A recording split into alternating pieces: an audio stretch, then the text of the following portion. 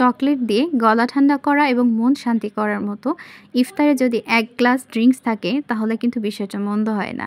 সালামু আলাইকুম, কেমন আছেন আপনারা? আমি আলহামদুলিল্লাহ আল্লাহর রহমতে ভালো আছি।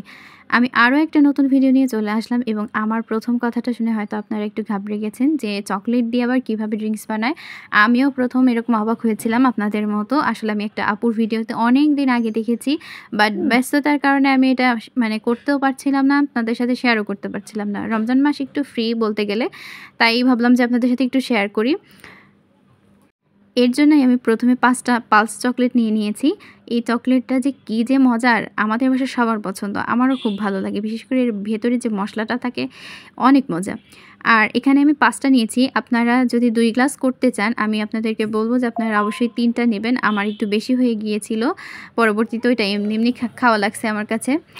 তারপর একটা গ্লাস নিয়ে নিয়েছি, যে ড্রিঙ্কস খাওয়ার যে গ্লাস বা যে কোনো গ্লাস আপনারা ইচ্ছা করে নিতে পারেন। নিয়ে একটা লেবুর স্লাইস কেটে নিয়ে তার উপর দিয়ে দিয়েছি, ভালোভাবে ঘষে নিয়ে এখন এটাকে একদম চিনির মাঝে ডুবিয়ে দেব, যাতে করে উপরে চিনিগুলো লেগে যায় এবং ডেকোরেশনটা হয় সুন্দর লাগে দেখতে।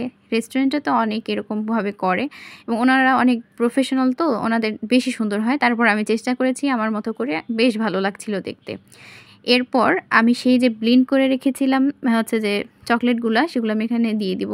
অর্থাৎ এই চকলেটের দিয়ে একদম ব্লেন্ড করে নিয়েছি, আগেই আমি এটা করেছি।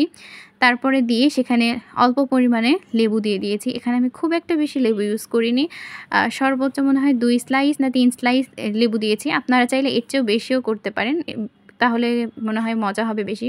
মনে হয় না, মজা হবে বেশি। তারপর আমি কিছু কেটে রেখেছিলাম স্লাইস, সেগুলোও দিয়ে দিয়েছি যেন একটু সুন্দর লাগে দেখতে। আর লেবুর যে খোসা থাকে না, সেটার একটা ফ্লেভার থাকে, সেটাও যেন আসে। আর এখানে আমি যে ড্রিঙ্কসটা দিলাম, পানি হিসেবে যেটা দিয়েছি সেটা হচ্ছে স্প্রিট বলে এটাকে, এটা একটা দিয়ে দিয়েছি। দিয়ে এখন ভালোভাবে নাড়াচাড়া করে নেব এবং আপনারা চেষ্টা করবেন সঙ্গে সঙ্গে নাড়াচাড়া করার, না হয় নিচে দোলা লেগে যায়। এই চকলেটটা তো একটু আঠা আঠা টাইপের, তাই দোলা লেগে যায়। আমি এটাকে ভালোভাবে একদম মানে কি বলবো, গুলিয়ে নিচ্ছি যেন নিচে না লেগে যায়। আর আপনারা চাইলে এখানে চিনিও অ্যাড করতে পারেন, কিন্তু বিশ্বাস করেন আমি এখানে একটুও চিনি অ্যাড করিনি, তারপরেও এত ভালো হয়েছিল, মাশাআল্লাহ বলার মতো, এত মজা হয়েছিল।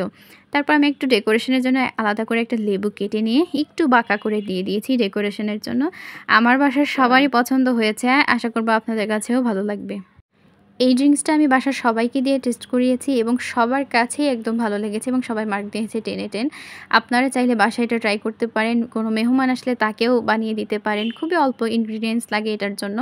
আলহামদুলিল্লাহ আমার কাছে তো বেশ ভালো লেগেছে। আমি আবারও এটা ট্রাই করব বাসায়, কারণ এটা অনেক সুন্দরও লাগছিল দেখতে এবং খেতেও কী যে মজা ছিল, আপনাদেরকে যদি আমি খাওয়াইতে পারতাম তাহলে বুঝতেন। আমার এই ভিডিওটা কেমন লাগলো কমেন্টে জানাবেন। ভালো থাকবেন, আল্লাহ হাফিজ সবাইকে।